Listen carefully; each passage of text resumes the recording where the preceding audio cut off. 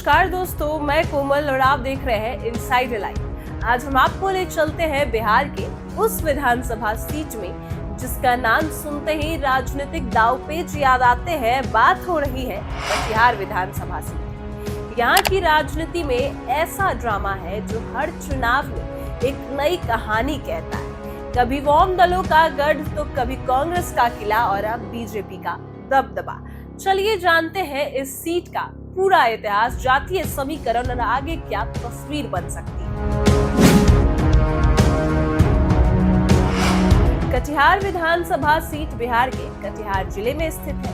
अब तक यहाँ 18 बार चुनाव हो चुके हैं, जिसमें 3 उपचुनाव शामिल हैं। वे आंकड़े बताते हैं कि कटिहार की सियासत हमेशा चर्चा में रही। सबसे ज्यादा जीत का रिकॉर्ड बीजेपी के नाम है, कुल 6 बार। कांग्रेस और मार्क्सवादी कम्युनिटी पार्टी यानी एमसीपी ने 5-5 बार जीत हासिल की है। इसके अलावा एक बार लोक जनशक्ति पार्टी, जनता पार्टी और नेशनल कांग्रेस पार्टी भी यहां से जीत चुके हैं। ये रिकॉर्ड दिखाता है कि यहां सत्ता बदलती रही, लेकिन अब तस्वीर कुछ और है। दोस्तों, 1980 से 1995 तक कटिहार वाम दलों का गढ़ था। इस दौरान सीपीएम और अन्य वामपंथी दलों का बोलबाला रहा।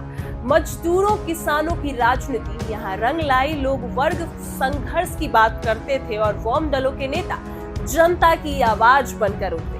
वहीं लेकिन वक्त के साथ माहौल बदला। 90 के दशक के आखिरी में वाम दलों की पकड़ कमजोर पड़ने लगी और नए खिलाड़ी मैदान में उतरने लगे। 1977 में जनता पार्टी के गणेश प्रसाद यादव ने यहाँ जीत दर्ज की। उस दौरान में जेपी आंदोलन की लहर थी और जनता पार्टी का प्रभाव बिहार भर में देखा गया। कांग्रेस की बात करें तो 1969 के बाद से कांग्रेस यहाँ जीत ही नहीं पाई। हालांकि कांग्रेस हमेशा मुख्य प्रतिनिधित्व बनी रही, लेकिन कई बार उसने कड़ी टक्कर दी, लेकिन जीत दूर रही। 2015 और 2020 में इंदु सिन्हा ने बीजेपी को चुनौती दी, लेकिन नतीजा वही रहा, हार का। 2010 के बाद कटिहार की कहानी तार किशोर प्रसाद के नाम रही। 2010 में उन्होंने जीत हासिल की और 2015 में उन्होंने जदयू के विजय सिन्हा को 14,894 वोटों के अंतर से हरा दिया। 2020 का चुनाव भी रोमांचक था। इस बार बीजेपी के तार किशोर प्रसाद ने आरजेडी के राम प्रकाश महतो को 10,519 वोटों से मात दी।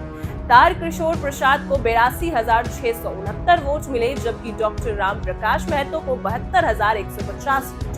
उस साल कुल जो मतदान हुआ 48.47% रहा। लगातार 3 जीतें साफ बताती है कि बीजेपी का किला यहाँ कितना मजबूत हो चुका है।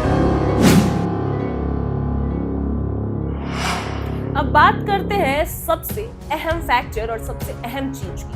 जातीय समीकरण कटिहार में मुस्लिम और यादव वोट बैंक पारंपरिक रूप से आरजेडी की ताकत रहा है। मुस्लिम आबादी अच्छी खासी है और यादव वोट भी निर्णायक भूमिका निभाते हैं, लेकिन बीजेपी ने नई रणनीति बनाई है। उन्होंने ईबीसी यानी अति पिछड़ा वर्ग और स्वर्ण जातियों को अपने साथ जोड़े रखा है, जिसमें ब्राह्मण, राजपूत, भूमियार जाति बीजेपी की मजबूत समर्थक है। लेकिन जदयू और बीजेपी के गठबंधन ने इस समीकरण को और पक्का कर दिया है और यही वजह है कि मुस्लिम यादव की मजबूती के बावजूद भी बीजेपी हर बार आगे निकल रही है। दोस्तों, जातीय समीकरण के साथ साथ स्थानीय मुद्दे भी अहम हैं। कटिहार के लोग आज विकास की बात करते हैं, मांग उठा रहे हैं। हमने वहां के लोगों से बात की। एक किसान ने कहा, सड़कें और बिजली पहले से बेहतर है, लेकिन सिंचाई की समस्या है। एक कॉलेज छात्र ने कहा कि युवा रोजगार के अवसर चाहते हैं, सिर्फ जाति की राजनीति नहीं। हमें सब कुछ चाहिए। बीजेपी सरकार ने सड़कें, बिजली, स्वास्थ्य सेवाओं में सुधार किया, लेकिन लोग अब भी रोजगार और उद्योग की मांग कर रहे हैं। आने वाले चुनाव में ये मुद्दा बड़ा रोल निभा सकते हैं। कांग्रेस के लिए यह सीट किसी पहाड़ चढ़ने से कम नहीं। 1969 के बाद से यहाँ जीत का स्वाद उसने नहीं चखा। आरजेडी भी लगातार कोशिश कर रही है। वहीं 2020 में राम प्रकाश महतो ने बीजेपी को कड़ी टक्कर दी, लेकिन हार का अंतर फिर भी 10,000 वोट से ज्यादा रहा। कांग्रेस और आरजेडी को अगर यहाँ वापसी करनी है तो उन्हें संयुक्त रणनीति बनानी होगी और मुस्लिम और यादव वोटों को और मजबूत से जोड़ना होगा और विकास का ठोस रोड मैप भी दिखाना होगा, तभी वो जीत हासिल कर सकते हैं।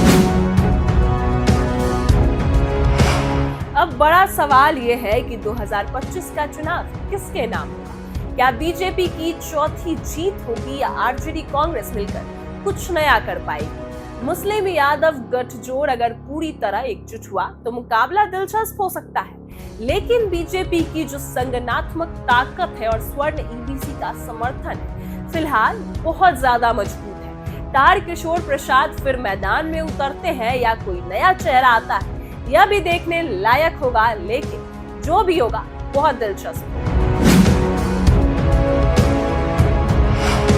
कटिहार विधानसभा की सबसे बड़ी खासियत यही है कि यहाँ के मतदाता समझदार हैं। वो सिर्फ जाति नहीं, काम को भी देखते हैं, कौन कितना काम किया। बीजेपी ने जो समीकरण बनाया वो अभी तक मजबूत है, लेकिन राजनीति में कुछ भी स्थायी नहीं होता। विकास के मुद्दों पर कोई भी पार्टी जनता का दिल जीत सकती है, लेकिन आने वाले चुनाव में कई नए पत्ते खुल सकते हैं और खुलने वाले भी हो सकते हैं। तो दोस्तों, आपने अभी अभी सुनी कटिहार विधानसभा सीट पूरी कहानी। वहां के राजनीति, जनता के मुद्दे और नेताओं का संघर्ष हमने आपके सामने रखा, लेकिन बिहार का चुनावी सफर यही नहीं थमता। अब हमारी अगली यात्रा होगी और हम ले जाएंगे बेहद दिलचस्प पड़ाव की ओर, कदवा विधानसभा सीट की ओर। कदवा सीमांचल का वह इलाका है जो हर चुनाव में नए नए रंग दिखाता है। यह सीट जितनी सियासी रूप से अहम है, उतनी ही सामाजिक दृष्टि से भी खास है। यहाँ का हर चुनावी फैसला न सिर्फ एक विधानसभा की दिशा तय करता है, बल्कि कटिहार जिले और आसपास के इलाकों की राजनीति पर भी गहरा असर डालता है। और यही नहीं, अब सवाल उठता है कि आखिर कदवा विधानसभा सीट की इतनी खासियत क्यों? दरअसल यहाँ का जातीय और सामाजिक समीकरण बेहद जटिल है।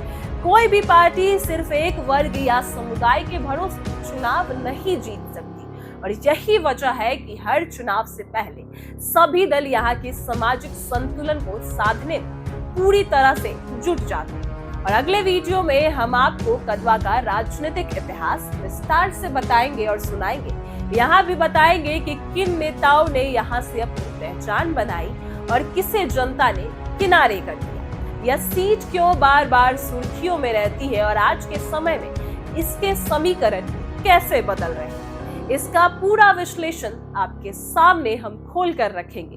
कदवा के चुनावी मुद्दे भी उतने ही अहम है जितना यहाँ की राजनीति। किसान यहाँ बाढ़ और पानी की समस्या से जूझते हैं। रोजगार और शिक्षा यहाँ के युवाओं की सबसे बड़ी चिंता है। वही स्वास्थ्य सुविधाओं का जो अभाव है वो भी जनता के बीच लंबे समय से गंभीर सवाल है। और यही वजह है कि यहाँ का वोटर केवल नारों और भाषणों से प्रभावित नहीं होते, बल्कि असली मुद्दों को देखकर अपना फैसला करते हैं। तो दोस्तों, यह भी दिलचस्प है कि कदवा की राजनीति का असर पटना और दिल्ली दोनों जगह महसूस किया जाता है। महागठबंधन और एनडीए दोनों ही इस सीट को जीतने के लिए जी जान से कोशिश करते हैं, हर बार पूरी ताकत लगाते हैं। यहाँ की हार जीत कई बार बड़े नेताओं की साख से भी जुड़ी होती है। वहीं अगले वीडियो में हम आपको सुनाएंगे और कदवा के मौजूदा समीकरण दिखाएंगे। कौन सा नेता जनता के बीच सबसे ज्यादा मजबूत पकड़ रखता है, कौन सा उम्मीदवार कमजोर पड़ गया और कौन नए सिरे से अपनी छवि बनाने की कोशिश कर रहा है, इसका पूरा खुलासा हम आपके सामने करेंगे। कदवा की गलियों, चौपालों और चाय की दुकानों पर राजनीति की चर्चा हर वक्त होती रहती है। यहाँ का चुनाव महज एक औपचारिक प्रक्रिया नहीं, बल्कि पूरे इलाके का उत्सव बन जाता है। और यही कारण है कि कदवा की कहानी हमेशा रोमांचक और सरप्राइज से भरी होती है और दिलचस्प होती है। तो दोस्तों अब तैयार हो जाइए कदवा विधानसभा सीट की असली कहानी सुनने के लिए। अगले वीडियो में हम आपके लिए वहां का पूरा राजनीतिक सफर, इतिहास, वर्तमान प्रदर्शिता और आने वाले चुनावी समीकरण सब लेकर आएंगे। और आपसे एक छोटा सा निवेदन है कि अगर आपको हमारा यह प्रयास पसंद आ रहा और चुनावी सफर पसंद आ रहा है तो इस वीडियो को लाइक करें, शेयर करें और चैनल को सब्सक्राइब करना बिल्कुल ना भूलें। बेल आइकन जरूर दबाइए ताकि जब हम कदवा विधानसभा सीट की कहानी लेकर आए तो उसका नोटिफिकेशन सबसे पहले आपको मिले और सबसे पहले आप देख सकें। तो दोस्तों, कटिहार की कहानी यही खत्म नहीं होती और अब हमारी यात्रा आगे बढ़ेगी कदवा की ओर। वहाँ की राजनीति में कौन बाजी मारा, कौन पिछड़ जाएगा और अगले एपिसोड में सब सामने आएगा। तब तक के लिए जुड़े रहिए हमारे साथ, क्योंकि बिहार की सियासत का हर पड़ाव उतना ही रोचक है और जितना रहस्यमय। धन्यवाद।